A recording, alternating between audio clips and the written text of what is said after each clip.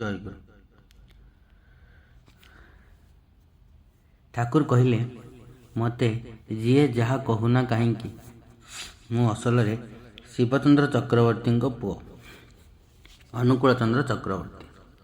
ଏହାଛଡ଼ା ମୋତେ ଯିଏ ଯେପରି ଭାବେ ମୁଁ ତା ପାଖରେ ତାହା ହିଁ। ତୁମର ମୋ ଉପରେ ବିଶ୍ୱାସ ନାହିଁ, ଏହା ହିଁ ତ ସ୍ୱାଭାବିକ। ମୋତେ ଦେଖି ନାହଁ, ଜାଣି ନାହଁ, ବୁଝି ନାହଁ, ମୋତେ ବିଶ୍ୱାସ କରିବ କିପରି? ମୋତେ ଦେଖି ଶୁଣି ଜାଣି ମୁଁ ଯାହା ବୋଲି ତୁମ୍ଭର ବିଶ୍ୱାସ ହେବ, ମୁଁ ତୁମ ପାଖରେ ତାହା ହିଁ। ଅନ୍ୟ କାହା କଥାରେ ପଡ଼ି କିଛି କରିବି ନାହିଁ। ନିଜେ ବାସ୍ତବ ଭାବରେ ଦେଖି ଯାହା ବୁଝିବ ତାହା ହିଁ ସତ୍ୟ ଏବଂ ସେହି ସତ୍ୟ ଯାହା ବୁଝିଥିବ ତାହା ମୁକ୍ତ କଣ୍ଠରେ ଲୋକ ଆଗରେ କହିବ। ସତ୍ୟ କହିବାକୁ କେତେବେଳେ ହେଲେ ଅନ୍ତରର ଦ୍ୱିଧା ରଖିବ ନାହିଁ। ମୋର ପରବର୍ତ୍ତୀ ପ୍ରଶ୍ନ ଶ୍ରୀ ଠାକୁରଙ୍କ ନିକଟରେ କହିଲି, ଆପଣ ଦୀକ୍ଷା ଦେବା ପାଇଁ ଯେଉଁମାନଙ୍କୁ ନିଯୁକ୍ତ କରିଛନ୍ତି ଋତ୍ୱିକ ହିସାବରେ, ବିଶେଷ କରି ମୋ ସମ୍ପର୍କରେ ଯେଉଁମାନେ ଆସିଛନ୍ତି, ସେମାନେ କୌଣସି ଆଧ୍ୟାତ୍ମିକ ଉନ୍ନୟନ ହୋଇଛି ବୋଲି ମୁଁ ବିଶ୍ୱାସ କରେ ନାହିଁ। ତାହେଲେ ସେମାନେ ଦୀକ୍ଷା ଦେବାର ଅଧିକାରୀ ହେଲେ କିପରି? ଆଉ ଏହି ସାଧାରଣ ସ୍ତରର ଲୋକ ଯେଉଁ ବୀଜମନ୍ତ୍ର ଦେଉଛନ୍ତି ତାହା ଯେ ଅସଲରେ ଆପଣଙ୍କର ବୀଜମନ୍ତ୍ର ତାହା ବା ଜାଣିବେ କିପରି? ମୋର ସେଥିରେ ବିଶ୍ୱାସ ଆସୁନାହିଁ। କିନ୍ତୁ ଏହି ପ୍ରଶ୍ନର ଉତ୍ତରରେ ଶ୍ରୀ ଠାକୁର କହିଛନ୍ତି, ଦୀକ୍ଷା ତ ମୁଁ ନିଜେ ଦିଏ। ଋତ୍ୱିକମାନେ ହେଉଛନ୍ତି ମୋର ବାର୍ତ୍ତାବାହୀ। ପୋଷ୍ଟ ଅଫିସର ପିଅନ ଯେଭଳି ସ୍ୱାମୀର ଚିଠି ନେଇ ସ୍ତ୍ରୀ ପାଖରେ ପହଞ୍ଚାଇ ଦିଏ, ଋତ୍ୱିକମାନେ ମଧ୍ୟ ସେହିପରି ମୋ ନିର୍ଦ୍ଦେଶରେ ମୋ କଥା ନେଇ ଅନ୍ୟମାନଙ୍କ ପାଖରେ ପହଞ୍ଚାଇ ଦିଅନ୍ତି।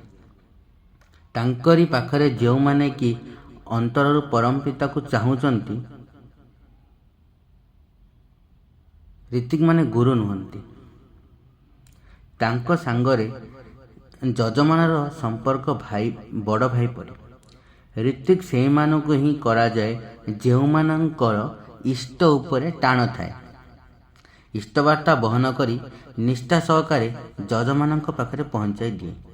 ଏହି ଋତ୍ୱିକମାନଙ୍କ ମଧ୍ୟରେ ଯେ ଆଧ୍ୟାତ୍ମିକ ଉନ୍ନତି ରହିବ ନାହିଁ ତାହା ନୁହେଁ। ଏହାଙ୍କ ଭିତରେ ଯେ ଯେତିକି ସାଧନାରେ ଉନ୍ନତ ଓ ଇଷ୍ଟସ୍ୱାର୍ଥୀ ହୋଇ ଉଠିବ ଏବଂ ଯଜମାନ ପରିଚର୍ଯ୍ୟାରେ ରତ ରହିବ, ପ୍ରକୃତି ତାହାକୁ ସେତିକି ପୁରସ୍କୃତ କରିବ। ତୁମ୍ଭର ଯେ ଋତ୍ୱିକ ତୁମେ ଯଦି ବୁଝିପାରୁଛ ସେ ଉନ୍ନତ ଚରିତ୍ରର ନୁହେଁ, ତାହେଲେ ସେ ଯେପରି ଉନ୍ନତ ହୋଇ ଆଗେଇ ଚାଲିପାରିବ ତାହା ପାଇଁ ଚେଷ୍ଟା ରଖିବ।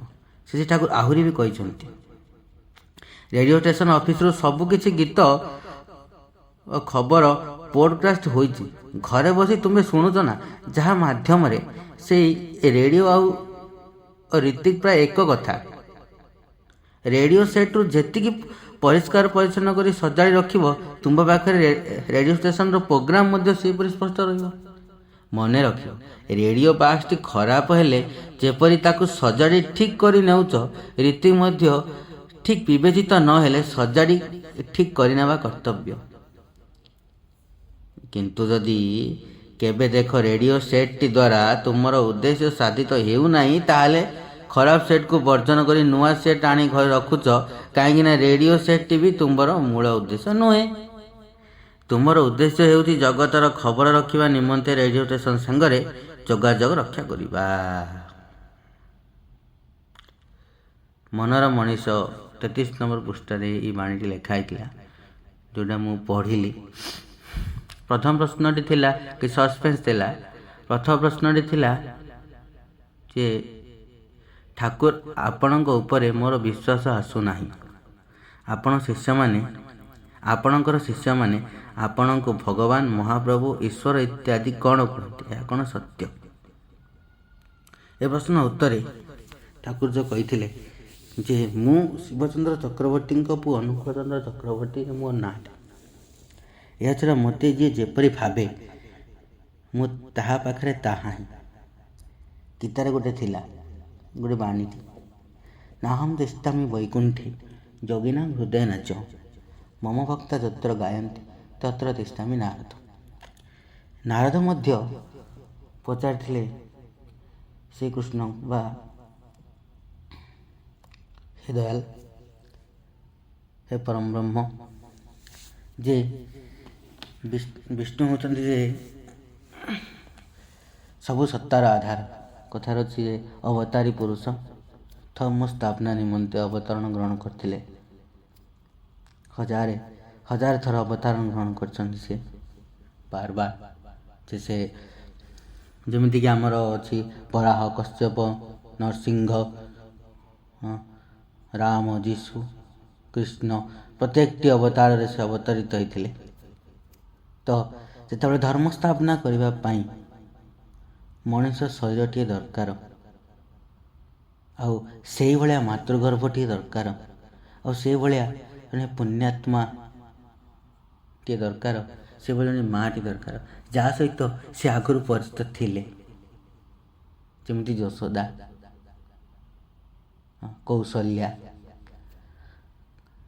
ଏମାନେ ହେଉଛନ୍ତି ସେହି ପବିତ୍ର ମାତୃଗର୍ଭ ଯାହାଙ୍କ ସହିତ ପ୍ରତ୍ୟେକଟି ପରିସ୍ଥିତିରେ ଆଉ ପ୍ରତ୍ୟେକଟି ଜନ୍ମରେ ତାଙ୍କ ସହିତ ଜଡ଼ିତ ଥିଲେ ନାରାୟଣ।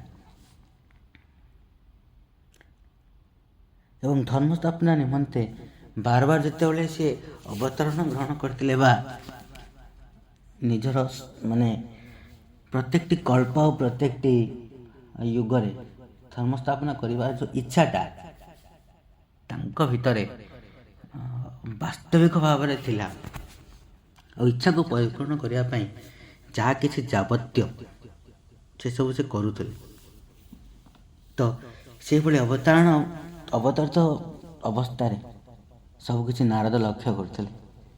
ଏବଂ ନାରଦ ପ୍ରଶ୍ନ ପଚାରିଥିଲେ ଯେ ଆପଣଙ୍କୁ ମୁଁ କେତେବେଳେ ମର୍ତ୍ତ୍ୟରେ ଦେଖେ, ଆଉ କେତେବେଳେ ମୁଁ ସ୍ୱର୍ଗରେ ବି ଦେଖେ, ଆଉ କେତେବେଳେ ମୁଁ ପୃଥିବୀ ପୃଷ୍ଠରେ ଦେଖେ, ଆଉ କେତେବେଳେ ମୁଁ ଭଜନ କୀର୍ତ୍ତନ ଅବସ୍ଥାରେ ଦେଖେ।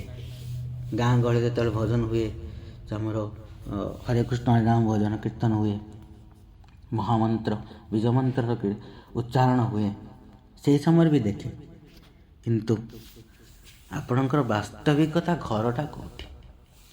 ନିରାକାର ସାକାର ମୂର୍ତ୍ତି ଯାହାଙ୍କ ଭିତରେ ହଜାର ପୃଥିବୀର ସ୍ଥାନ ଥାଏ, ଯାହାଙ୍କ ଆକୃତି ପରିକଳ୍ପନା କରିବା ମଧ୍ୟ କଷ୍ଟ। ସେ ଆକୃତି ଭିତରେ ଛୋଟ ତାରାଟିଏ ଖୋଜୁଛନ୍ତି ନାରଦ। ଆପଣଙ୍କର ଜାଗାଟା କେଉଁଠି, ସ୍ଥାନଟା କେଉଁଠି? ପଚାରି ଦେଇଥିଲେ।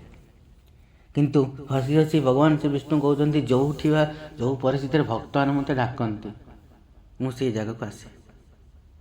ଠାକୁର ବି ସେ କଥା କହିଥିଲେ ଯେ ମୋତେ ବିଶ୍ୱାସ କରିବ କିପରି? ମୋତେ ଦେଖି ଶୁଣି ଜାଣି, ଆଉ ମୁଁ ଯାହା ବୋଲି ତୁମ୍ଭର ବିଶ୍ୱାସ ହେବ ମୁଁ ତୁମ ପାଖରେ ତାହା ହିଁ। ମୋତେ ଭଗବାନ ବୋଲି ବିଶ୍ୱାସ କର, ତାହେଲେ ମୁଁ ତୁମ ପାଖରେ ଭଗବାନ। ମୋତେ ଭାଇ ବୋଲି ବିଶ୍ୱାସ କର, ତାହେଲେ ମୁଁ ତୁମ ପାଖରେ ଭାଇ। ଆଉ ମୋତେ ସାଙ୍ଗ ବୋଲି ବିଶ୍ୱାସ କର, ମୁଁ ତୁମ ପାଖରେ ସାଙ୍ଗ। ଦେଖନ୍ତୁ ବାସ୍ତବରେ ପୁରୁଷୋତ୍ତମ କେତେ ମହାନ। ଅନ୍ୟ କାହା କଥାରେ ପଡ଼ି କିଛି କରିବ ନାହିଁ, ନିଜ ଅନ୍ତର ଯାହା ଖୋଜେ ତାହା ହିଁ କର। ହୁଏତ ଭୁଲ ଆଉ ଠିକଟା ନିଜେ ଜାଣିପାରିବ। ନିଜେ ବାସ୍ତବ ଭାବରେ ରଖି ଯାହା ବୁଝିବ ତାହା ହିଁ ସତ୍ୟ, ଆଉ ସେହି ସତ୍ୟ ଯାହା ବୁଝିଥିବ ତାହା ମୁକ୍ତ କଣ୍ଠରେ ଲୋକ ଆଗରେ କହିବ ଯେ ମୁଁ ଆଉ ମୋ ଗୁରୁ କ'ଣ ଚାହାନ୍ତି। ରିସେଣ୍ଟଲି ମୁଁ ପଢ଼ୁଥିଲି, ଗୋଟେ ଆସିଥିଲା ହ୍ୱାଟ୍ସଆପ୍ରେ ଗୋଟେ ଇଏଟେ ଆସିଥିଲା ବାଣୀଟି, ଯେ ଏବେ ରିସେଣ୍ଟଲି ଆଚାର୍ଯ୍ୟ ଆସିଥିଲେ ଓଡ଼ିଶା ଆଗମନରେ। ସେ କହୁଥିଲେ କି ଆପଣଙ୍କୁ ଯଦି ପଚରାଯିବ ଠାକୁରଙ୍କ ବିଷୟକୁ ବାସ୍ତବ ଭାବରେ ପରିକଳ୍ପନା କରିବା ପାଇଁ ଫଟୋ ଭିଡ଼ିଓ, ମୋବାଇଲର ଫଟୋ ଭିଡ଼ିଓ, ମନ୍ଦିର ଏବଂ ବହିପତ୍ର ଛଡ଼ା ଆପଣ ବାସ୍ତବରେ ଠାକୁରଙ୍କୁ କିପରି ଭାବରେ ଅନ୍ୟମାନଙ୍କ ମଧ୍ୟରେ ପରିପ୍ରକାଶ କରିବେ? ପ୍ରଶ୍ନଟି ଟିକେ ଜଟିଳ ଥିଲା, କିନ୍ତୁ ଉତ୍ତରଟା ଏତେ ସହଜ ଯାହା ସେ ଜାଣନ୍ତି। ପ୍ରଶ୍ନ ଭିତରେ ଉତ୍ତର ଥିଲା, କିନ୍ତୁ ଉତ୍ତରଟା ହେଲା ସେ ପୁଣି କହୁଛନ୍ତି ଯେ ଚାଲିଚଳନ, ଆଚାର, ବ୍ୟବହାର ହିଁ ଅନ୍ୟମାନଙ୍କୁ ଦର୍ଶାଇ ଦେବ ଯେ ତୁମ୍ଭର ଗୁରୁ କିପରି ବା ଗୁରୁ କିଏ, ଚାଲିଚଳନ ଆଚାର ବ୍ୟବହାର ସେଇଭଳି ହେବା ଦରକାର ଯାହା ଅନ୍ୟଙ୍କୁ ଭଲ ଲାଗିବ। ମଧୁର କଣ୍ଠ, ସରସ ବ୍ୟବହାର ଏବଂ ଅନ୍ୟମାନଙ୍କୁ କଷ୍ଟ ନ ଦେଲା ପରି ବ୍ୟବହାର, କଥା ଶୈଳୀ ଯେଉଁଥିରେ ଆମେମାନେ କଥାବାର୍ତ୍ତା କରୁଛୁ ଅନ୍ୟମାନଙ୍କୁ କଷ୍ଟ ଦିଏ। ଆମେ ଜାଣିପାରୁନି ଆମର ବାକ୍ୟରେ ହୁଏତ ଅନ୍ୟମାନଙ୍କୁ କଷ୍ଟ ଦିଏ। ନମ୍ରତା ବ୍ୟବହାର ମଣିଷର ଗୋଟିଏ ବ୍ୟବହାରର ଗୋଟିଏ ପାର୍ଟ, ତାହା ଆମେ ଜାଣିପାରେନା। ଇଏ ହେଉଛି ଦ୍ୱିତୀୟ ପ୍ରଶ୍ନ। ଏବେ ଆସିବି ଦ୍ୱିତୀୟ ପ୍ରଶ୍ନ। ପରବର୍ତ୍ତୀ ପ୍ରଶ୍ନଟା ଥିଲା ଯେ ଆପଣ ଦୀକ୍ଷା ଦେବା ପାଇଁ ଯେଉଁମାନଙ୍କୁ ନିଯୁକ୍ତ କରିଛନ୍ତି ଋତ୍ୱିକ ହିସାବରେ, ବିଶେଷ କରି ମୋ ସମ୍ପର୍କରେ ଯେଉଁମାନେ ଆସିଛନ୍ତି ସେମାନେ କୌଣସି ଆଧ୍ୟାତ୍ମିକ ଉନ୍ନୟନ ହୋଇଛି ବୋଲି ମୁଁ ବିଶ୍ୱାସ କରେ ନାହିଁ। ଆଉ ଏଇ ସାଧାରଣ ସ୍ତର ଲୋକ ଯେଉଁ ବୀଜମନ୍ତ୍ର ଦେଉଛନ୍ତି ତାହା ଯେ ଅସଲରେ ଆପଣଙ୍କ ବୀଜମନ୍ତ୍ର ମୁଁ ଜାଣିବି କିପରି? ଦେଖନ୍ତୁ, ଠାକୁର ତ କହନ୍ତି ସେ ଯେଉଁ ବୀଜମନ୍ତ୍ର ମାଟିରେ ବୁଣାଯାଏ, ମାଟି ଅର୍ଥ ଗଛ ଯେଉଁ ଉଠେ ସେଇ ମାଟି କଥା ନୁହେଁ। ମାଟି ଅର୍ଥ ଯେଉଁ ମାଟିଟା ମୁଁ କହେ, ସେଇ ମାଟିଟା ଅର୍ଥ ଯେ ଜେନେରେସନ୍। ମୁଁ ଦୀକ୍ଷା ନେଇଛି, ସେଇ ଦୀକ୍ଷାଟା ଯଦି ବଜାଇ ରଖେ ମୋ ପୁଅ, ତା ପୁଅ, ତା ପୁଅ, ତା ପୁଅ, ଜେନେରେସନ୍ଟା ଯେ କୃତାର୍ଥ ହେଇଯିବ ଧୀରେ ଧୀରେ ଇଷ୍ଟି ଚଳନରେ ବା ଇଷ୍ଟିପଦ ଜୀବନରେ ସେମାନେ ଆସିବେ, ସେଇ ଲାଇନ୍ରେ ଆସିବେ, ତାହା ଆପଣ କଳନା କରିପାରିବେ ନାହିଁ। Not be possible in analysis the generally things. It is not to B possible. ଏହା ପସିବୁଲ୍ ନୁହେଁ। ଆପଣମାନେ ଏହା କଳନା ବି କରିପାରିବେ ନାହିଁ କିଛି ଆପଣଙ୍କ ଜେନେରେସନ୍ କେତେ ଦୂର ପର୍ଯ୍ୟନ୍ତ କୃତାର୍ଥ ହୋଇଗଲା, ମାନେ ସଫଳତା ସ୍ତରରେ ଯାଉଛି, ଏକଦମ ସିଧା ରେଲୱେ ଟ୍ରାକ୍ ଉପରେ। ଯେମିତି ଟ୍ରେନ୍ର ଇଞ୍ଜିନ୍ଟା ସିଧା ରାସ୍ତା ଦେଇକି ଯାଏ ଯାଏ ଯାଏ ଯାଏ, ତା ପଛରେ ବଗି ଡିପେଣ୍ଡେଣ୍ଟ କରେ, ଠିକ୍ ସେମିତି ଆମ ଉପରେ ଆଉ ଡିପେଣ୍ଡେଣ୍ଟ କରେ ଆମ ପରିବାର। ଠାକୁର ଏ କଥାକୁ ନେଇକି ସର୍ଟକଟ୍ରେ ବହୁତ ଆନ୍ସର୍ କହିଛନ୍ତି, ମାନେ ଅତ୍ୟନ୍ତ ସରଳ ଆନ୍ସର୍ ଦେଲେ ଯେ ପୋଷ୍ଟ ଅଫିସର ପିଅନ ଯେପରି ସ୍ୱାମୀର ଚିଠି ନେଇ ସ୍ତ୍ରୀ ପାଖରେ ପହଞ୍ଚାଇ ଦିଏ, ଠିକ୍ ସେମିତି ରୀତିକ୍ ମାନେ ମୋର ନିର୍ଦ୍ଦେଶରେ ମୋ କଥା ନେଇ ପହଞ୍ଚାଇ ଦିଅନ୍ତି। ଇଏ ହେଉଛି ମାଧ୍ୟମ ଭିତର ଦେଇ ଯେ ମଣିଷ ଉପକୃତ ହୁଏ ତାହା ସେ ବୁଝେଇଛନ୍ତି। ରୀତିକ୍ ମାନେ ଗୁରୁ ନୁହନ୍ତି, ସେମାନେ ଅନ୍ତର ଭିତରୁ ପରମପିତା ସହିତ କନେକ୍ଟେଡ୍ କରିଦିଅନ୍ତି। ଆଉ ତାଙ୍କ ସାଙ୍ଗରେ ଯଜମାନର ସମ୍ପର୍କ ବଡ଼ ଭାଇ ପରି। ଋତ୍ୱିକ ସେଇମାନଙ୍କୁ ହିଁ କରାଯାଏ ଯେଉଁମାନଙ୍କର ଇଷ୍ଟ ଉପରେ ଟାଣ ଥାଏ। ଇଷ୍ଟ ଭକ୍ତି, ଇଷ୍ଟି ଚେତନା, ଇଷ୍ଟ ପରମ୍ପରା ପ୍ରତି ଯାହାଙ୍କ ପାଖରେ ବିଶେଷ ନଲେଜ ଥାଏ। ଆଉ ଆଧ୍ୟାତ୍ମିକ ଉନ୍ନତି ରହିବ ନାହିଁ ତାହା ନୁହେଁ, ଏହାଙ୍କ ଭିତରେ ଯେତିକି ସାଧନାର ଉନ୍ନତ ଇଷ୍ଟସାର୍ଥୀ ହୋଇ ଉଠିବ ଏବଂ ଯଜମାନ ପରିଚର୍ଯ୍ୟାରେ ରତ ରହିବ, ପ୍ରକୃତି ସେତିକି ପୁରସ୍କୃତ କରିବ। ଆଉ ଆପଣମାନଙ୍କର ଯାଜନଟା ସେଇଭଳି ଟାଣ ରହିବା ଦରକାର, ଆଉ ସେଇଭଳି ସକ୍ସେସ୍ ହେବା ଦରକାର କି ଯେଉଁଥିରେ ଅନ୍ୟମାନେ ଠାକୁରଙ୍କୁ ଭଲ କରି ବୁଝିବେ। ଆମମାନେ ଯାଉଛୁ ଯାଜନ କରିବା ପାଇଁ, ବୁଝଉଛୁ, କିନ୍ତୁ ବୁଝିପାରନ୍ତିନି ଲୋକ, କାହିଁକିନା ସେମାନଙ୍କ ଭିତରେ ସେ ଭଗବତ୍ତାଟା ଜାଗୃତ ହେଇନାହିଁ। ଜାଗୃତ କେତେବେଳେ ହେବ? ଯେତେବେଳେ ଇଷ୍ଟି ଚେତନାଟା ଜାଗୃତ ହେବ। ଚରିତ୍ର ଭିତରେ ଯେତେବେଳେ ଇଷ୍ଟି ଚେତନାଟା ଜାଗ୍ରତ, ଇଷ୍ଟ ଚରିତ୍ରଟା ଟାଣ ରହିବା ଦରକାର।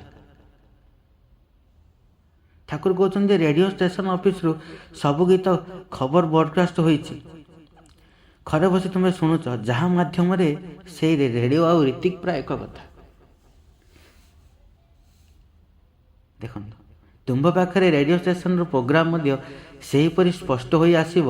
ମନେ ରଖିବ, ରେଡ଼ିଓ ବକ୍ସଟି ଖରାପ ହେଲେ ଯେପରି ତାକୁ ସଜାଡ଼ି ଠିକ୍ କରି ନେଉଛ, ରୀତିକ୍ ମଧ୍ୟ ବିବେଚିତ ନହେଲେ ସଜାଡ଼ି କରିନେବା କର୍ତ୍ତବ୍ୟ। କିନ୍ତୁ ଯଦି କେବେ ଦେଖ ରେଡ଼ିଓ ସେଟ୍ ଦ୍ୱାରା ତୁମର ଉଦ୍ଦେଶ୍ୟ ସାଧିତ ହେଉନାହିଁ, ତାହେଲେ ଖରାପ ସେଟ୍କୁ ବର୍ଜନ କରି ନୂଆ ସେଟ୍ ଆଣି ଘରେ ରଖୁଛ। କାହିଁକିନା ରେଡ଼ିଓ ସେଟ୍ ରଖିବା ତୁମର ମୂଳ ଉଦ୍ଦେଶ୍ୟ ନୁହେଁ। ତୁମର ଉଦ୍ଦେଶ୍ୟ ହେଉଛି ଜଗତର ଖବର ରଖିବା ନିମନ୍ତେ ରେଡ଼ିଓ ଷ୍ଟେସନ୍ ସାଙ୍ଗରେ ଯୋଗାଯୋଗ କରିବା। ଦେଖନ୍ତୁ, ଆମମାନଙ୍କର ମୂଳ ଉଦ୍ଦେଶ୍ୟ ହେଲା ଯେ ଇଷ୍ଟ ପ୍ରତିଷ୍ଠା କରିବା। ଇଷ୍ଟଭୂତ ଜୀବନ, ଯେଉଁ ଜୀବନ ଚଳନୀରେ କେତେବେଳେ ନା କେତେବେଳେ ଅସୁବିଧା ଆସିଲେ ସେ ଅସୁବିଧାର ସାମ୍ନା ଅଟୋମେଟିକ୍ ସମାଧାନଟା ମିଳିଯାଏ। ଏବଂ ଇଷ୍ଟନିଷ୍ଠ ଓ ଇଷ୍ଟ ସ୍ୱାର୍ଥୀ ନ ହୁଅନ୍ତି, ତାହେଲେ ଚେଷ୍ଟା କରିବ ତାଙ୍କୁ ଇଷ୍ଟମୁଖୀ କରିବା ପାଇଁ। ଯଦି ଦେଖୁଛ କୌଣସି ପ୍ରକାରରେ ସମ୍ଭବ ହୋଇପାରୁନାହିଁ, ତାହେଲେ ନିଶ୍ଚିତ ଭାବରେ ତାଙ୍କ ପାଖରୁ ଦୂରେଇ ରହିବ। ଏଇ ଜିନିଷଟା ଲେଖା ହେଇଛି ଯେ ଆମେ ଠାକୁରଙ୍କୁ ଯାହା ବୁଝିଛେ, ଯଦି ଅନ୍ୟମାନେ ଠାକୁରଙ୍କ ବିରୁଦ୍ଧରେ କୁହନ୍ତି ତାହେଲେ ସେହି ଲୋକଙ୍କଠୁ ଦୂରେଇ ରହିବ। ନା ତୁମର କମ୍ପ୍ଲେକ୍ସ ନା କମ୍ପ୍ଲାଏ କରୁନାହିଁ ବୋଲି ତାକୁ ଭଲ ଲାଗୁନାହିଁ। ଦେଖ, ଲକ୍ଷ୍ୟ ରଖିବ ତୁମେ ଯାହାକୁ ଇଷ୍ଟ ବିରୋଧୀ କରୁଛ ସତ୍ୟ ସତ୍ୟ ସେ ଇଷ୍ଟ ବିରୋଧୀ। ନା ତୁମର କମ୍ପ୍ଲେକ୍ସକୁ କମ୍ପ୍ଲାଏ କରୁନାହିଁ ବୋଲି ତାକୁ ଭଲ ଲାଗୁନାହିଁ। ଇଷ୍ଟ ସ୍ୱାର୍ଥ ଇଷ୍ଟ ପ୍ରତିଷ୍ଠା ହିଁ ମୂଳ କଥା।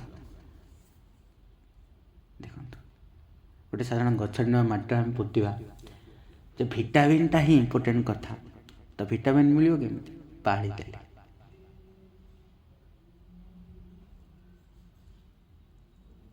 ଆପଣମାନଙ୍କ ପାଖରେ ଆହୁରି କିଛି ଆସିବ।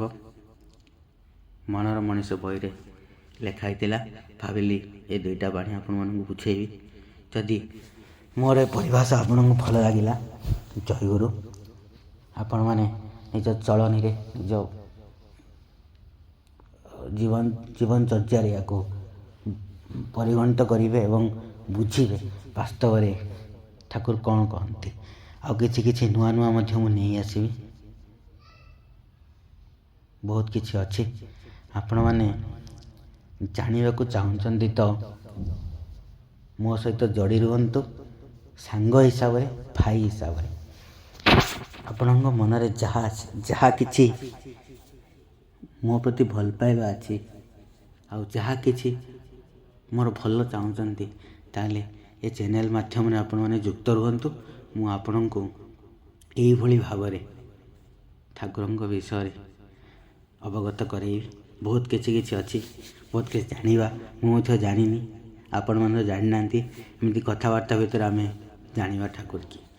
ଆଉ ମୋ ଚ୍ୟାନେଲ୍ ସହିତ ଜଡ଼ିତ ରୁହନ୍ତୁ, ସବସ୍କ୍ରାଇବ୍ କରନ୍ତୁ, ଲାଇକ୍ ବି କରନ୍ତୁ। ଆଉ ଏ ଚ୍ୟାନେଲ୍ ସହିତ ଜଡ଼ିତ ରୁହନ୍ତୁ। ଓ ଆପଣମାନଙ୍କ ପାଖରେ ଅତି ଶୀଘ୍ର ମୁଁ ଆଉ ଗୋଟେ ଭିଡ଼ିଓ ନେଇ ଆସିବି, ଯେଉଁ ଭିଡ଼ିଓରେ ଆମେ ପୁଣି କଥା ହେବା ମନର ମଣିଷ ସେ ଠାକୁର। ଜୟ